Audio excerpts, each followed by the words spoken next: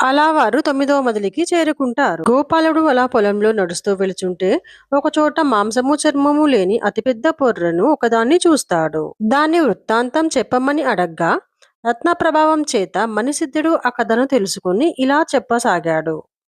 కళింగ దేశానికి అలంకారం అనదగ్గ విజయపురంలో శత్రుంజయుడు అనే రాజు ఉన్నాడు. అతనికి చాలా కాలం వరకు సంతానం లేదు. కేవలం పుత్ర సంతానం కోసం తన తర్వాత రాజ్యానికి వారసుడు కావాలి కాబట్టి ఒకరి వెంట ఒకరిని వరుసగా 7గురిని పెళ్లి చేసుకుంటాడు. కానీ అదేమి అదృష్టమో ఒక్క భార్యకు పుత్రోదయం కలగలేదు. అలా ఉండగా ఒకరోజు విజ్ఞాన సిద్ధుడు అనే యోగి ఆ రాజ్యానికి వస్తాడు. అతన్ని ఆశ్రయించాడు ఆ రాజు శత్రుంజయుడు. రాజు యొక్క భక్తి విశ్వాసాలను మెచ్చిన ఆ యోగి మామిడి పండును ఒకటి ఇస్తాడు. దాన్ని నీకు నచ్చిన భార్యకు ఇస్తే దాని మహిమ వల్ల దివ్య ప్రభావం గల కొడుకు పుడతాడు అని దీవించాడు. శత్రుంజయుడు అంతఃపురానికి వచ్చి 7గురు భార్యలపైన ఒకే రీతిగా ప్రేమ ఉన్నవాడు కావడం వల్ల దాన్ని అందరికీ సమానంగా పంచి ఇచ్చాడు. అది తిన్నాక వారంతా గర్భం ధరించారు. శత్రుంజయుడు ఒకనాడు వేటకు వెళ్లి అనేక క్రూరముగాలను వధించి తనకు దొరక్కుండా పారిపోయిన అడవి పందిని తరుముకుంటూ ఒంటరిగా అడవిలో చాలా దూరం వెళ్ళిపోయాడు. ఉన్నట్టుండి ఆ పంది ఎటో తప్పిపోయింది. అక్కడికి చేరువగా ఆ నట్టడవిలో ఒక ఉద్యానవనం కనిపించింది. ఈ అరణ్య మధ్యాన ఇంత చక్కటి తోట ఎలా వెలిసింది అనుకుంటూనే సేద తీరుతూ అందలో విహరిస్తుండగా వనకిన్నెర లాంటి ఒక అందాల జవ్వాని కనిపించింది. శత్రుంజయుడు ఆమెతో మెల్లగా మాటలు కలిపాడు. ఆమెకు అనుకూలంగా తాను మెలుగుతానని ప్రమాణం చేయగా ఆమె తన వృత్తాంతం ఇలా చెప్పింది. నా పేరు సూర్యప్రభ. నేను అమరావతి రాకుమార్తెను. మగవాళ్ళ ద్రోహబుద్ధి నాకు బాగా తెలుసు. మునుపు అడవిలో ఏకాంతంగా ఉన్న శకుంతలని దుష్యంతుడు అలాగే మోసం చేయలేదా? వలచి వరించి తన కోరిక తీర్చుకొని రాజధానికి పోయాక ఆమె ఎవరో తెలియదన్నట్లు నటించలేదా? అందువల్ల నాకు పెళ్లి అంటేనే విముఖత్వం ఏర్పడింది. నా తండ్రి ఎంత చెప్పినా నేను వివాహం చేసుకోలేదు. కన్యత్వ వ్రతం పూని జీవితాంతం కన్యగానే ఉండిపోదామని నిర్ణయించుకున్నాను. సిద్ధవ్రతుడనే యోగి రాకతో మా తండ్రి నన్ను ఆయన సేవలకు వినియోగించాడు. నేను భక్తి వినయాలతో ఆయనకు సేవలు చేయగా ఆయన వెళ్తున్నప్పుడు నన్ను మెచ్చుకొని నన్నొక వరం కోరుకోమని అన్నాడు. మనోహరమైన ఉద్యానవనంలో ఏకాంతంగానే విహరిస్తాను. నాకెవరితోటూ అవసరం లేని విధంగా ఒక ఉద్యానవనం ఉండాలి అని కోరుకోగా ఆయన తన యోగబలం చేత దీన్ని సృష్టించాడు. నాకు కానుకగా వచ్చిన ఈ తోటంటే నాకు మక్కువ ఎక్కువ. మా తండ్రి అనుమతితో నేను ఇక్కడే ఉంటున్నాను. ఇంతవరకు ఇందులో ప్రవేశించిన పురుషుడే లేరు. మీరే ఏకైక పురుషుడు. మిమ్ముల్ని చూస్తుంటే నాలో కోరిక రేగుతోంది. కానీ మగవారిపై ద్వేషం తలుచుకుంటే ఇంతలోనే వైరాగ్యం కలుగుతోంది. అంతా నాకు అనుకూలంగా జరుపుతానని మీరు మాట ఇచ్చినందువల్ల మీ వెంట వస్తానన్నాను. కానీ నా మనసు ఊగిసలాడుతోంది. నా వల్ల మీకు ఇంతవరకు ఉన్న భార్యలతో చిక్కులు రాగలవేమో అంది. నువ్వు లేనిపోని అపోహలు పెంచుకుంటున్నావు. నీకు సాటి రాగల వాళ్ళు వాళ్ళలో ఎవ్వరూ లేరు. నువ్వొస్తే చాలు నిజానిజాలు నీకే తెలుస్తాయి అంటూ ఆమె మీద మోహంతో ఇన్నాళ్లుగా తాను ప్రేమించిన భార్యలేడుగురిని తక్కువ చేసి మాట్లాడాడు. రాజు అలా చెప్పగానే ఆమె అతడి ఊపిరి ఆగిపోయేలా కౌగిలించుకుంది.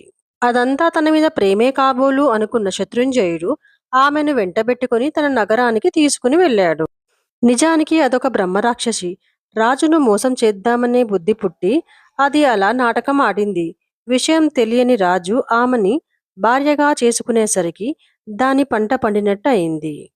ప్రతిరోజు అంతఃపురంలో అద్భుతమైన వంటకాలెన్నో అమర్చి పెడుతున్నా అవి దాని పంటి కిందికైనా చల్లటం లేదు. రాత్రివేళ రహస్యంగా రాచనగర్లోని అశ్వశాలలోనూ ఏనుగులశాలలోనూ ఒక జంతువుని స్వాహా చేస్తోంది.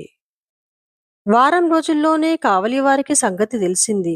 కాని ఆ బ్రహ్మరాక్షసి ఎవరో ఎక్కడ్నుంచి వస్తుందో అంతుబట్టక ఎంత నిఘా వేసిన రాక్షసమాయ వల్ల అదొచ్చే సమయానికి మత్తులో పడుతున్నారు. తెల్లారాక ఎముకల గుట్ట చూసి గుండె గుబేలుమని బాదుకోసాగారు. కావలివాడు ఒకరోజు రాజు దగ్గరకు వెళ్ళి, దేవ 10 రోజుల నుండి ఒక బ్రహ్మరాక్షసి మన జంతువులని తినేస్తోంది. రక్తమాంసాలు పీల్చి ఎముకలు మాత్రం వదులుతోంది. తమరు దీనికేమైనా ప్రతిక్రియ చేయకపోతే ఇక మన జంతువులు మిగలవు అన్నాడు. రాజు గస్తీగా ఎక్కువ మంది శూరులను నియమించాడు. అయినా జీవహింస తగ్గటం లేదు. ఒకరోజు రాజు తన ప్రియురాలితో ఇలా అన్నాడు. మా ఊరికొక బ్రహ్మరాక్షసి వచ్చి జంతువులని తినేస్తోంది. ఎంతమందిని కాపలా ఉంచినా ఫలితం లేకపోతుంది. నువ్వు తెలివైన దానివి, ఏదైనా ఉపాయం ఉంటే చెప్పవు అన్నాడు రాజు. మీకు కోపం రాదంటే నిజం చెబుతాను. బ్రహ్మరాక్షసి ఎక్కడ్నుంచో రావడం లేదు. మనింట్లోనే ఉంది అందామె నవ్వుతూ. రేపు సూర్యోదయానికి రండి, పట్టిస్తాను అంది ఆమె. సరే అని రాజు వెళ్ళిపోయాడు. ఆ రాక్షసి రాత్రిపూట పట్టపుటేనుగును చంపి మాంసం ముక్కలు కొన్నింటిని రాజుగారి భార్యల వంటగదిలో ఉంచింది. మర్నాడు రాజు అడగగానే, మనింట ఉన్న రక్కసులు ఎవరో కాదు, మీ భార్యలే. దృష్టాంతం కావాలంటే వారి వంటశాల చూడండి అంది. నా భార్యలీ పని చేశారు అంటే నమ్మలేకపోతున్నాను అంటూ వంటశాలకి వెళ్ళి రాజభటులను పరీక్షింపమని అనగా వాళ్ళు అక్కడ ఏనుగు మాంసం ముక్కలను చూసినట్లుగా చెప్పారు. వారు రాజశ్రీలు అనుకున్నాను కానీ రక్కసులు అనుకోలేదు. వారికి ఏం శిక్ష విధించాలో నువ్వే చెప్పు అన్నాడు ఆమెతో. అప్పుడు ఆమె, వారు గర్భవతులు కనుక చంపించడం తగదు. మహారణ్యంలో కనుగుడ్లు పీకి వదిలివేయడమే ఉత్తమము అని చెప్పింది. రాజభటులు ఏడుగురికి ఏమీ చెప్పకుండా అరణ్యంలోకి తీసుకెళ్లి వాళ్ళ కనుగుడ్లు పీకి వదిలేశారు. ఆనవాళ్లుగా ఆ కనుగుడ్లను ఆమెకు ఇచ్చారు. అడవిలో రాజపత్నుల పాటలు వర్ణనాతీతంగా ఉండి జాలిగొలిపేలా ఉన్నాయి. దృష్టి పోయింది. ఎప్పుడు ఏ జంతువు వచ్చి మీద పడుతుందో తెలియదు. పిలిస్తే పలికే దిక్కులేదు. భగవంతుని కరుణ వల్లనే ఆ అన్నం పుణ్యం ఎరుగని ఆడవాళ్ల ప్రాణాలు నిలిచాయి తప్ప ఏ విధంగానూ వారికి రక్షణ లేదు. హృదయ విదారకమైన పరిస్థితి. అందరూ కడుపుతో ఉండి నట్టడవిలో శిశువుల్ని ప్రసవించవలసి రావడమే. ఇంత బాధపడి కన్న శిశువులు వాళ్లకు దక్కారా అంటే అదీ లేదు. ఒకరి వెంట ఒకరు 6 తల్లుల ప్రసవం కన్న శిశువుల్ని జంతువులు ఎత్తుకుపోయాయి. చివరి రానికి పురిటి నొప్పులు ప్రారంభం కాగా కనీసం ఒక శిశువునైనా దక్కించుకుందామని 6 ఆమె చుట్టూ వలయంలా ఏర్పడి రక్షణనిచ్చారు. ప్రసవించగానే ఎత్తుకొని దించకుండా, నిద్రించకుండా అహర్నిశలు వంతుల వారీగా కాపాడుతూ ఆ శిశువుని 5 ఏళ్లవాడిగా చేశారు. ఆ పిల్లవాడు చాలా చురుకైనవాడు కావడంతో 5వ ఏట నుంచే తన తల్లుల పరిస్థితిని ఆకలింపు చేసుకొని తానే ఫలాలు ఏరి ఇవ్వడం, నిద్రించడానికి సరైన ప్రదేశాలు వెతకడం వంటి బాధ్యతలు మోయసాగాడు. అలా వెతుకుతూ అడవి చివరన గల ఒక మునిపల్లె చేరుకున్నారు కొడుకు తల్లులు. వారి జాలిగాథ తెలిసాక ఆ తాపసులు రక్షణ కల్పించి వారిని ఆదరించారు. 11 ఏళ్లకే అరణ్యంలోని కిరాతకులను మంచి చేసుకొని విలువిద్యలో ప్రావీణ్యం సంపాదించి వేటలో ఆరితేరాడు. ఒకరోజు అతిసాధారణ ఆయుధాలతో ఒక సింహాన్ని చంపేసరికి ఆటవికులే భయపడే ఈ రకమైన వేటను సునాయాసంగా నిర్వహించినందున అతనికి సింహదమనుడు అనే పేరు పెట్టారు. బాల్యం నుంచే ఆటవికులు అతన్ని ఏలికగా మన్నించటంతో అతడు అరణ్యరాజ్యం చేయసాగాడు. ఒకరోజు అతడు తమ దుర్భర స్థితికి కారణమేమిటి అని తన తల్లుల్ని అడగగా వారు శత్రుంజయుని వివాహం చేసుకున్నది మొదలు అంతవరకు జరిగినదంతా దుఃఖిస్తూ చెప్పారు. విషయం తెలిసిన తరువాత ఇక ఆటవికుల మధ్య ఉండడం ఇష్టం లేక నాగరికుల మధ్య మెలగాలని, వారికి అవసరమైనప్పుడు సహాయానికి పిలుస్తానని చెప్పి తల్లులతో రాజధాని నగరానికి చేరుకుని ఒక ఇల్లు తీసుకొని అందులో ఉండసాగారు. ఒకరోజు నగరంలో ఒక కత్తి మరియు గుర్రము అమ్మకానికి వచ్చాయి. గుర్రం ముఖాన్ని కప్పుతూ ఒక వస్త్రం మీద ఈ గుర్రము కత్తితో పాటు ఇవ్వబడుతుంది.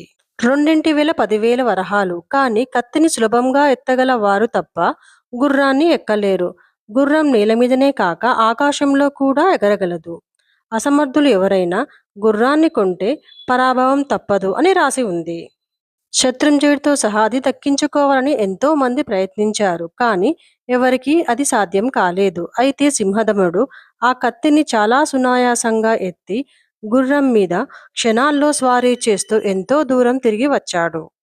ఈ విషయాన్ని తెలుసుకున్న రాజు సింహదమనుడి దగ్గరకు వచ్చి, నువ్వెవరు, నీ దేశం ఏంటి, తల్లిదండ్రులు ఎవరు అని వివరాలు అడగ్గా ఎదుట ఉన్నది తన తండ్రే అని తెలిసి కూడా ఏ ప్రశ్నకు జవాబివ్వకుండా ఊరుకున్నాడు. అటువంటి ధీరుణ్ణి తన కొలువులో నియమించుకోవాలనుకున్న శత్రుంజయుడు, మీకు తగిన పారితోషికం ఇస్తే మా కొలువులో ఉండడానికి ఏమైనా అభ్యంతరమా అని అడిగాడు.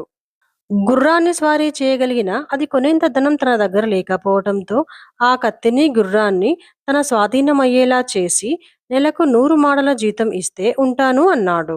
రాజు అతనికి ఆ గుర్రాన్ని కొనిచ్చి తన కొలువులో సింహదమనుణ్ణి పెట్టుకున్నాడు. ఆ యువకుడు గుర్రాన్ని ఎక్కి వెళ్తుంటే ఎంత వారికైనా భయం పుట్టక మానదు.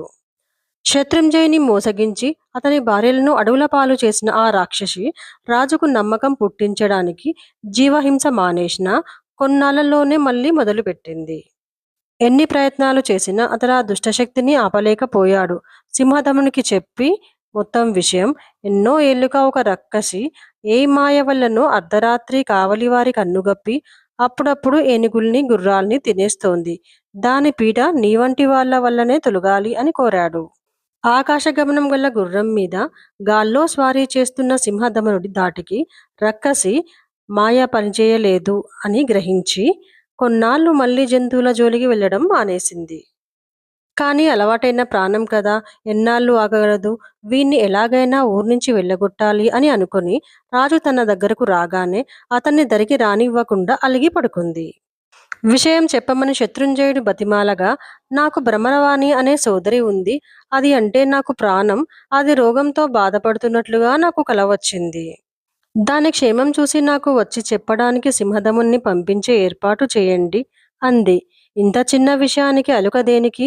నువ్వు ఆజ్ఞాపిస్తే అతడు కాదంటాడా అని శత్రుంజయుడు అనగానే సంతోషించి అతన్ని పిలవమని చెప్పింది. సింహదముడు అది బ్రహ్మరాక్షసి అని తెలియక అమ్మా, నువ్వు ఎక్కడికి వెళ్ళమన్నా వెళ్తాను అన్నాడు. నీ పరాక్రమం విన్నాను.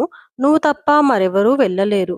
ఇక్కడి నుంచి దక్షిణ దిక్కున వెళ్తే మలయాళ దేశం లవణ సముద్రం కనిపిస్తుంది. ఆ సముద్రం దాటి 100 యోజనాల పిమ్మట ఒక లంక కనిపిస్తుంది. దానిలో రాజమార్గం మీదగా పోగా 100 యోజనాల అవతల 3 పర్వతాలు కనిపిస్తాయి. వానిలోని మధ్యదాని శిఖరం ఎక్కితే విశాలమైన పాషాణం కనబడుతుంది. ఆ రాతి మీద అగ్నిని చేసి నేనిచ్చిన పొడిని అగ్నిలో వేయగానే రాయి పగిలి దారిస్తుంది. ఆ దారిన వెళ్తే మా చెల్లెలు మందిరం కనిపిస్తుంది. దానిని చూసి ఈ ఉత్తరం ఇచ్చి అది ఇచ్చిన ఉత్తరం తీసుకుని రావాలి అని ఉత్తరం ఇచ్చింది. అతడు ఆమె నుంచి సెలవు తీసుకుని తల్లులకు జాగ్రత్తలు చెప్పగా వారు పోవద్దు అన్నారు. వారిని ఎలాగో ఒప్పించి చంద్రహాసం చేతపట్టి దేవతా అశ్వం ఎక్కి పరమేశ్వర అంటూ దక్షిణ దిశగా ఆకాశ మార్గాన పోసాగాడు. సాయంత్రానికి ఒక పట్టణం కనిపించింది. ఆ నగరం మీదుగా ఎగురుతుంటే ఒక భవనం పైన సకులతో చల్లని గాలి సేవిస్తున్న మణిమంజరి సింహదమనుణ్ణి చూసింది. తరువాత భాగంలో మణిమంజరి కథ.